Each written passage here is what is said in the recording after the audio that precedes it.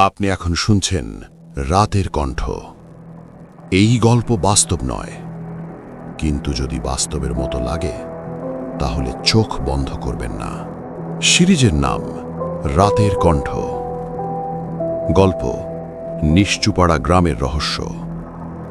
লেখক ও বর্ণনাকারী আব্দুল্লাহ। রাতের কণ্ঠ। পর্ব ১। নিশ্চুপাড়া। বাংলাদেশের এক প্রত্যন্ত গ্রাম, নাম নিশ্চুপাড়া। নামটা এমন কারণ সন্ধ্যের পর পুরো গ্রাম অদ্ভুতভাবে চুপচাপ হয়ে যায়। কুকুর ডাকে না, পাখি ওড়ে না, এমনকি ঝিঝি পোকার শব্দও না। আমি আব্দুল্লাহ কাজের জন্য কয়েকদিনের জন্য মামার বাড়ি নিশ্চুপাড়ায় যাই। প্রথম রাতেই খেয়াল করলাম, ঠিক রাত 12টা বাজলেই দূরের বাঁশবাগান থেকে কেউ যেন কাঁদছে। মামাকে জিজ্ঞেস করতেই সে ফিসফিস করে বলল, ওদিকে যাস না, ওটা মরা পুকুরের কান্না। আমি হাসলাম, কিন্তু ভিতরে ভিতরে একটা অজানা ভয় কাজ করছিল। পর্ব ২। মরা পুকুর। পরদিন সাহস করে আমি একা গেলাম মরা পুকুরের কাছে। পুকুরটা কালচে, পানির ওপর সবসময় কুয়াশা। হঠাৎ দেখলাম পানির মধ্যে একটা মেয়ের ছায়া দাঁড়িয়ে। আমি বললাম, কে আপনি? ছায়াটা ধীরে ঘুরে তাকালো। তার চোখ নেই, শুধু দুটো কালো গর্ত। সে বলল, আব্দুল্লাহ, তুমি আমাকে দেখতে পাও? তারপর হঠাৎ পুরো পুকুরের পানি নড়ে চড়ে উঠল। আমি দৌড়ে পালালাম। পিছন থেকে শুধু একটা কথা ভেসে এলো, আমাকে ন্যায় বিচার দাও। পর্ব ৩। ২০ বছর আগের লাশ। গ্রামের সবচেয়ে বুড়ো লোক হাশেম দাদাকে সব বললাম। সে দীর্ঘশ্বাস ফেলে বলল, ২০ বছর আগে এই পুকুরেই এক মেয়েকে মেরে ফেলা হয়। নাম ছিল রূপা। সে নাকি এক প্রভাবশালী লোকের গোপন সত্য জানত। লাশ পাওয়া যায়নি। গ্রামবাসী চুপ ছিল। কেস চাপা পড়ে যায়। হাশেম দাদা বলল, রূপার আত্মা এখনো শান্তি পায়নি। সেই রাতেই আমি স্বপ্নে দেখি রূপা কাঁদছে আর তার গলা দিয়ে পানি ঝরছে। পর্ব ৪। আত্মার অনুরোধ। রাত 12টায় আবার গেলাম মরা পুকুরে। রূপা এবার স্পষ্ট দেখা দিল। সে বলল, আমার খুনির নাম বললে কেউ বিশ্বাস করেনি। তুমি যদি আমার গল্প মানুষের কাছে পৌঁছে দাও, আমি মুক্তি পাব। আমি কাঁপা গলায় বললাম, আমি কিভাবে? রূপা বলল, তোমার কণ্ঠে শক্তি আছে, তুমি রাতের কণ্ঠ। হঠাৎ তার শরীর ধোঁয়ার মতো মিলিয়ে গেল। পর্ব ৫। রাতের কণ্ঠ। গ্রাম ছাড়ার পর এই গল্পটা ভিডিও বানিয়ে ইউটিউবে দিই।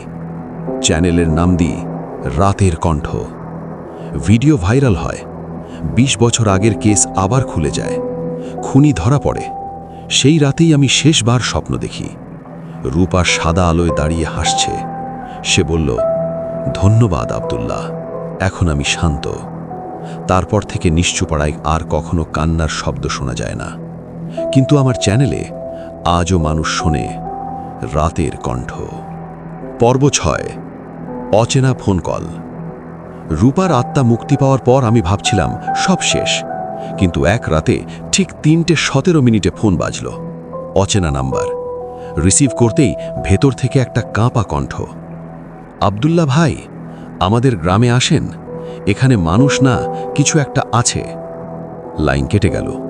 লোকেশন পাঠানো হলো। গ্রামের নাম কালাছড়া। পর্ব ৭। কালাছড়া গ্রাম। কালাছড়া গ্রামে ঢোকেই অদ্ভুত লাগলো। সব ঘর আছে, কিন্তু মানুষ খুব কম। সবাই চোখ নামিয়ে কথা বলে। এক বৃদ্ধ বলল, রাতে ঘরের বাইরে যাবেন না, এখানে আজানের পর অন্য আজান শোনা যায়। আমি হেসে উড়িয়ে দিলাম, কিন্তু সেই রাতেই। পর্ব ৮। নকল আজান। রাত ২টোর দিকে হঠাৎ মসজিদ থেকে আজান ভেসে এলো, কিন্তু শব্দটা ছিল উল্টো, যেন কেউ আজানটা পিছন দিক থেকে পড়ছে। ঘরের দরজা খুলতেই দেখি মসজিদের দিকে হেঁটে যাচ্ছে কয়েকটা ছায়া। তাদের পা মাটিতে ছোঁয়ায় না। পর্ব ৯। ইমামের স্বীকারোক্তি। গ্রামের ইমাম সাহেবকে সব বললাম।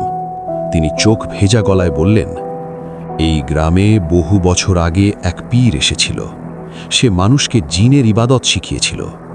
তারপর থেকেই গ্রামটা জিনেদের আস্তানা। রাতে যারা বাইরে যায় তারা আর মানুষ হয়ে ফেরে না।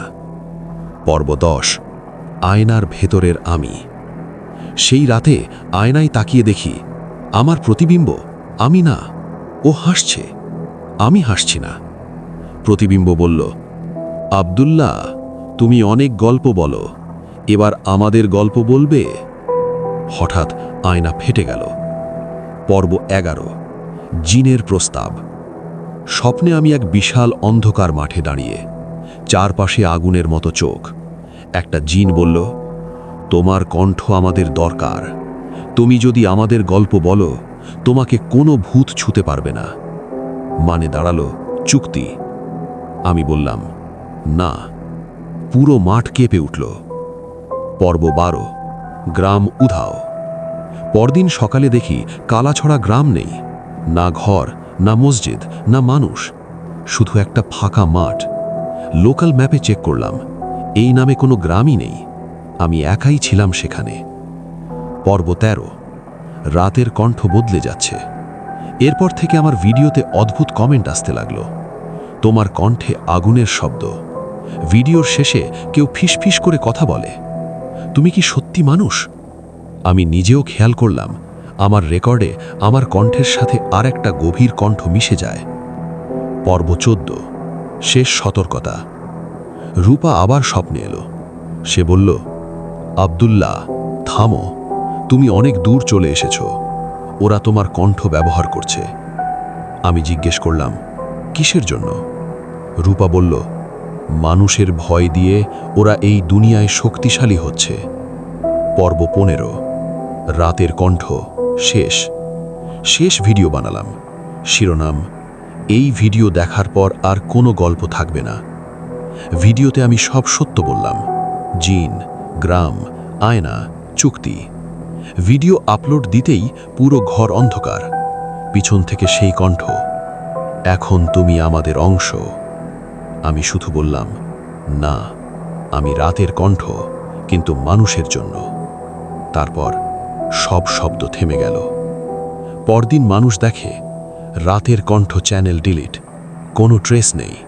কিন্তু আজও রাত 3:17 কিছু মানুষের ফোনে নোটিফিকেশন আসে, নিউ ভিডিও আপলোডেড, রাতের কণ্ঠ।